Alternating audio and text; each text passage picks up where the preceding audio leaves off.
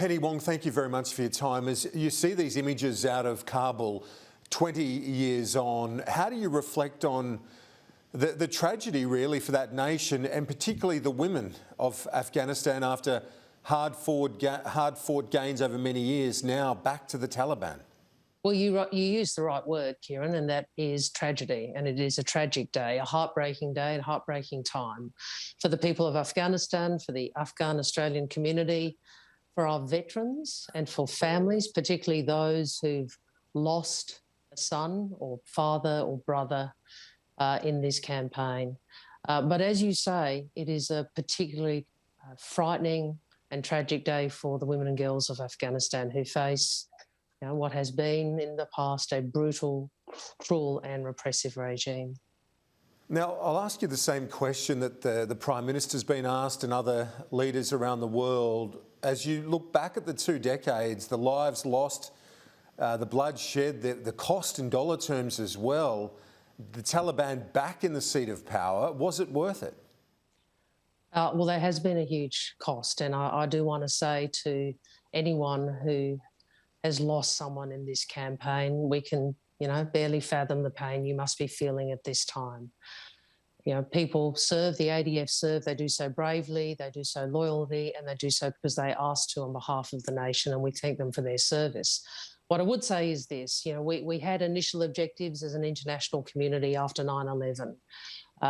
Those objectives were met, but we sought to do more. We sought to build a better Afghanistan, a better life, more stability and a better future for the women and girls in particular of Afghanistan. And we made enormous gains and people's lives were changed. And the ADF and all who serve should be immensely proud of that contribution, and we're grateful for that contribution. You're right, Kieran. It is tragic that those gains have not been secured by the international community. But they are gains worth striving for. The federal government says it's repatriated more than 400 Australian visa holders from Afghanistan in recent times, including those that worked alongside our military as translators and other support staff in Afghanistan. Are you reassured by what you're hearing from the government in terms of their current efforts to bring more Afghan citizens home that might be at risk in the face of the Taliban? We support the mission the Prime Minister has announced, but I fear it is too little too late. And can I refer you to what the former Chief of the Defence Forces, Admiral Chris Barry, said, where he said, the ugly truth is that we have left it too late to help the people who helped us. That is, I think, a responsibility the Prime Minister should have taken, Mr Morrison should have taken, and yet again, he's been too late to this responsibility. I know the government keep telling us that they are doing a lot.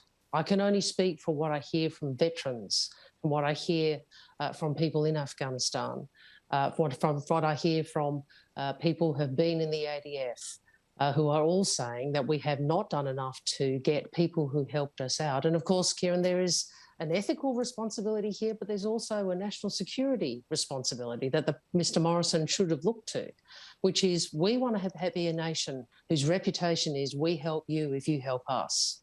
And I fear from what I see and what I hear, particularly from veterans, that is being undermined.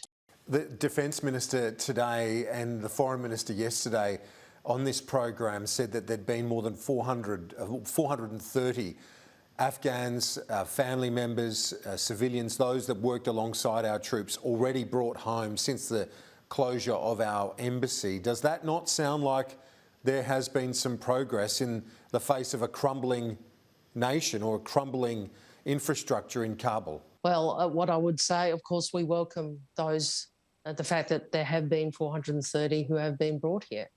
But I can only look to what is being said. What is being said, as I said, by the former CDF, what is being said by veterans, the calls from Afghanistan, and now the fact that we have this very perilous mission on the cards. The reality is the government has been, as it is in so many areas, too slow to act. And again, we see really dire consequences of that failure to act promptly. There have been calls from Labor, from veterans, from John Howard, Kevin Rudd, former Prime Ministers, as well as from Afghanistan itself, people inside Afghanistan. Joe Biden today said that after 20 years, he's learnt the hard way that there was never a good time to withdraw US forces and that he stands squarely behind his decision. Was this handled appropriately by the US president? Well, Joe Biden overnight, I think, outlined some of the very difficult and challenging issues that he, as the president, has considered. Remember, this has been a long time coming. There will be a lot of time to discuss this down the track. I think right now our focus should be on who we need to get out and what we need to do now. But I would say this, we should have those discussions. We should learn from this. And I think the fundamental issue that President Biden and so many others have referenced is that we see in this the limits of the capacity of military interventions to build a stable state and the limits on the capacity of external powers to ensure that stability. And he makes the fundamental point that American troops cannot and should not be fighting in a war and dying in a war that Afghan forces are not willing to fight for themselves. Well, I think that really goes to what I said, which is, there is only so much you can do to build stability. Ultimately, stability and security in a nation has to be secured for itself. Look, the scenes overnight and the scenes we have witnessed, the rapidity of the Taliban's advance, the fall of Kabul, all of these things do require, I think, honest discussions about what we need to learn. For now, I have to say our focus does need to be on what we can do. As I said, getting those Australian citizens who remain in Kabul, those who helped Australians. And then I think that the government really does need to fast track and, if possible, evacuate the partners and families of Australian citizens who are there. And also a huge challenge, not just in the short term, but the medium to long term, is to ensure that this does not become a safe haven once again for the likes of Al-Qaeda. So this will require an engagement from the whole of the international community about how that is to be done in a circumstance where we have the Taliban in control of Kabul and of most of Afghanistan. This will be a discussion that has to occur. Obviously, Labor has had, Mr Albanese had a briefing yesterday on the situation in Afghanistan, and I'm sure there'll be more to say down the track. Finally, I want to ask you a broader question about the international standing of the United States, the hit to its prestige when you look at the way that Kabul has fallen so quickly to the Taliban and evokes the comparison with the fall of Saigon in 1975.